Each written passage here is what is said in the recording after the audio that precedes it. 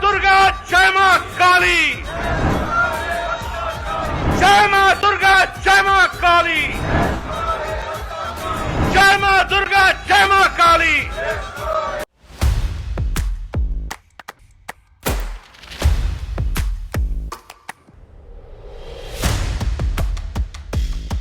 पश्चिम बंगाल में विधानसभा चुनाव में इस बार आर पार की लड़ाई चल रही है। बीजेपी की पूरी कोशिश यही है कि ममता बनर्जी के किलेबंदी को किसी न किसी तरह से तोड़ दिया जाए। बीजेपी के सभी बड़े नेता ममता बनर्जी के खिलाफ हुंकार भर रहे हैं।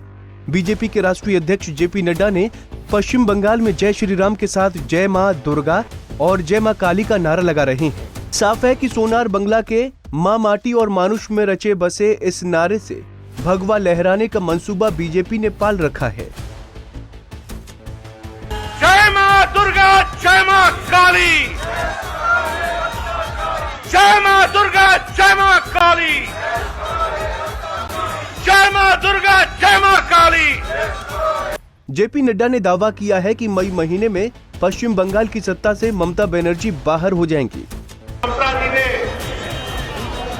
प्रधानमंत्री जी को चिट्ठी लिखी है कि किसान सम्मान निधि में हम जुड़ना चाहते हैं। ममता जी, अब जब हम कृषक सुरक्षा अभियान शुरू कर चुके हैं तो अब आपके चिट्ठी की जरूरत नहीं है। भारतीय जनता पार्टी की सरकार बनेगी और हम यहाँ प्रधानमंत्री। पश्चिम बंगाल की राजनीति में उत्तरी बंगाल के सियासी समीकरण का अच्छा खासा असर है। उत्तरी बंगाल के तहत आने वाले 8 जिलों में विधानसभा की 54 सीटें आती हैं। इस लिहाज से देखा जाए तो बैटल ऑफ बंगाल का विजेता बनने के लिए उत्तरी बंगाल के इन 8 जिलों में जीत का परचम लहराना जरूरी है।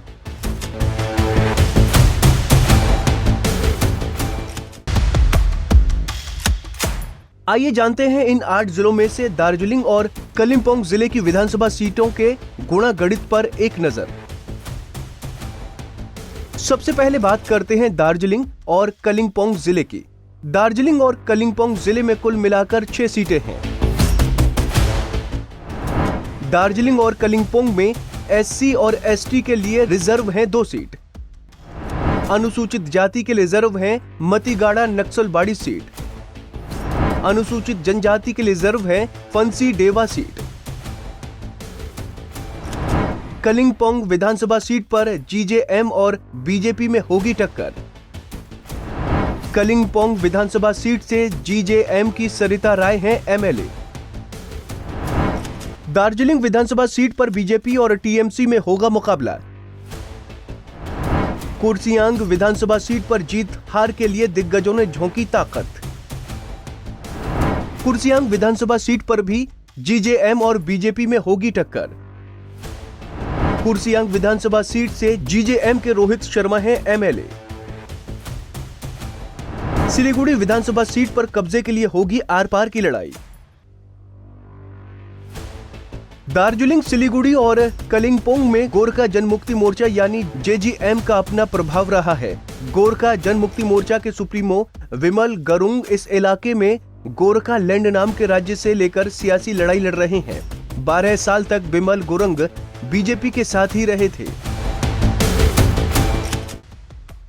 लेकिन 2020 में गुरुंग ने बीजेपी पर गोरखालैंड के अपने वादे को पूरा नहीं करने का आरोप लगाया और एनडीए से अलग हो गए। 2021 के विधानसभा चुनाव में गुरुंग का ममता बनर्जी की पार्टी तृणमूल कांग्रेस के साथ गठबंधन है।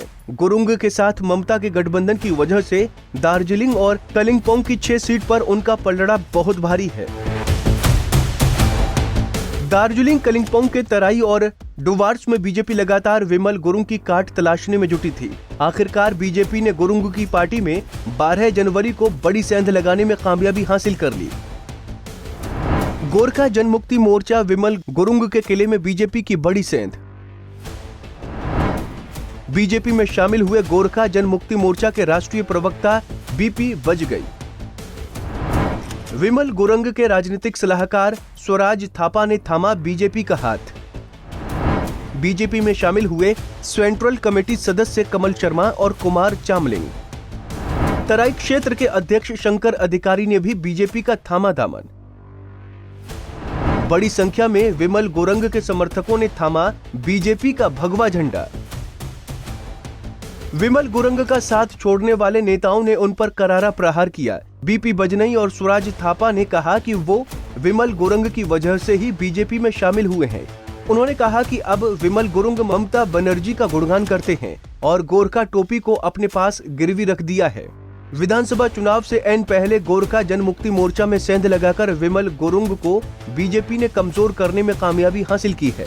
दार्जिलिंग और कलिंपोंग में फूल और तृणमूल में कौन किस पर भारी पड़ेगा, इसका फैसला तो चुनाव के नतीजे में ही होगा। Bureau report, Punjab Kesari TV.